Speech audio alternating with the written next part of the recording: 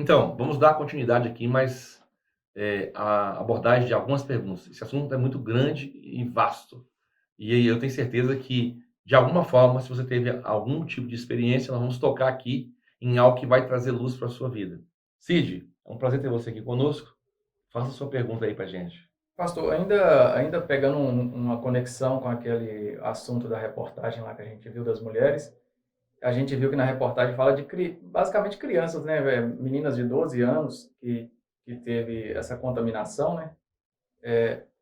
Uma criança dessa, talvez ela, vamos dizer assim, que ela nem entrou numa vida de pecado, vamos dizer assim. Isso seria resultado de uma vida de pecado dos pais da criança?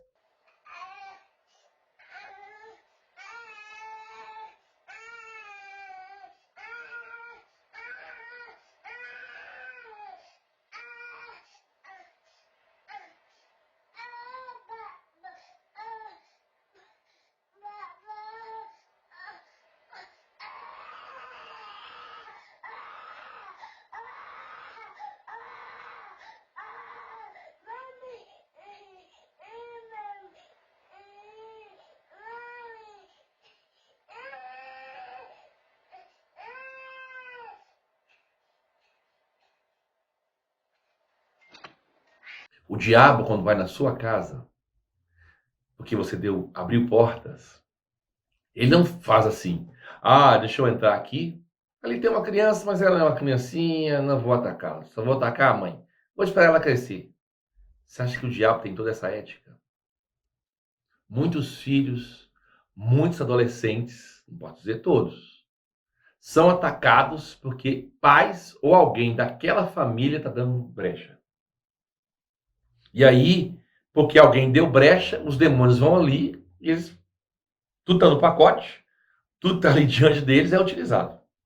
Então, sim, tem casos de adolescentes e de crianças que estão sendo atacadas por causa dos pais.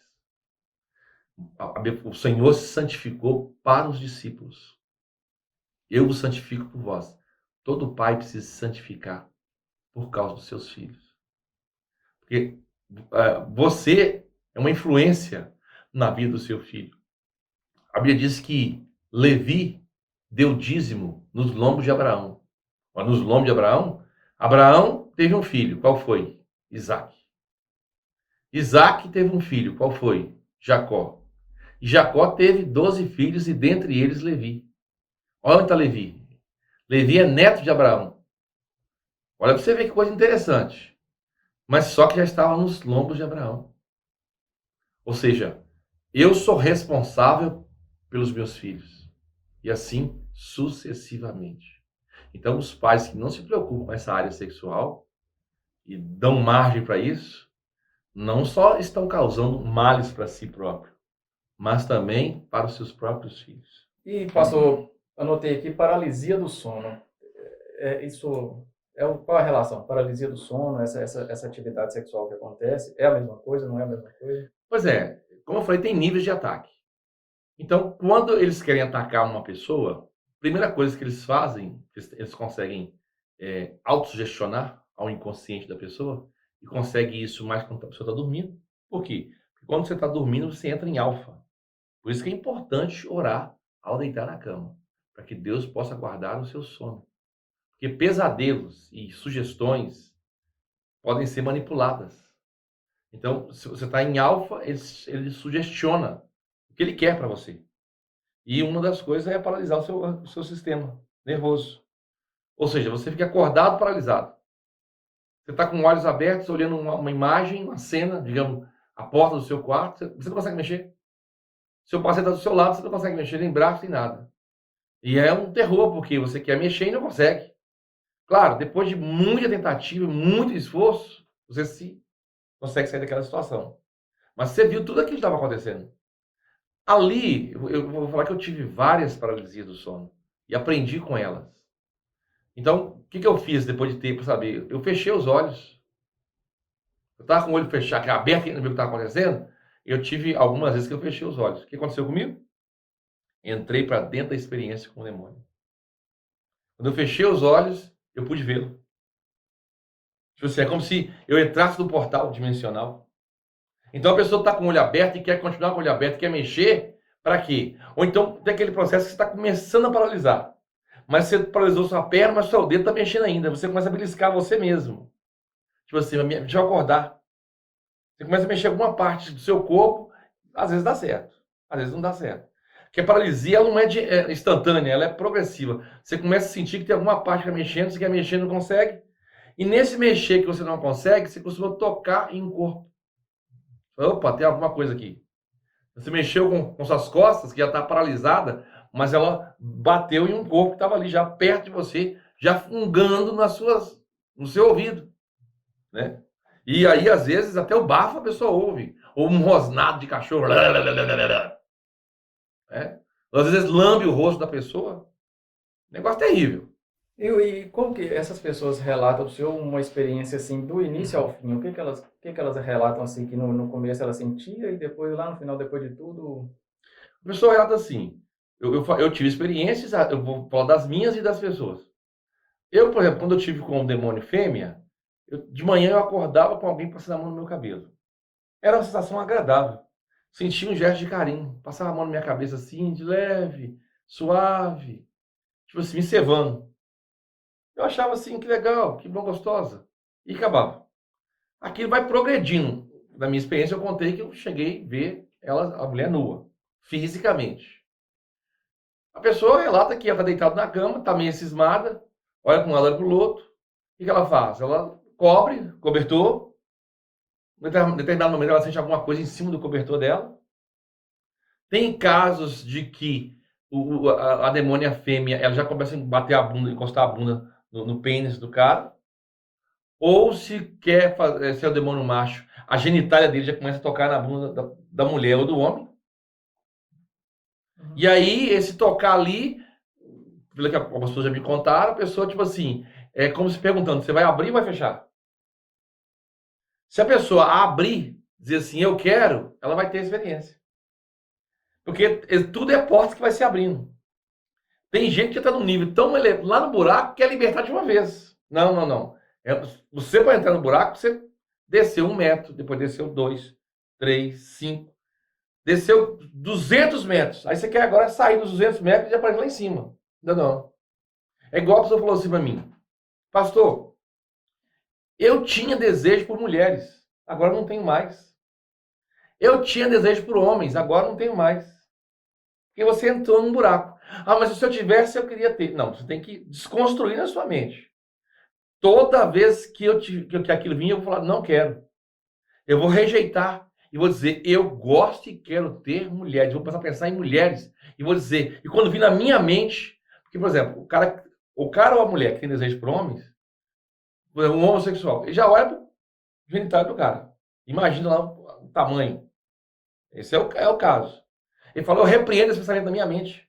E fala com a mente. Se não sair, ele fala com a boca, eu não te aceito.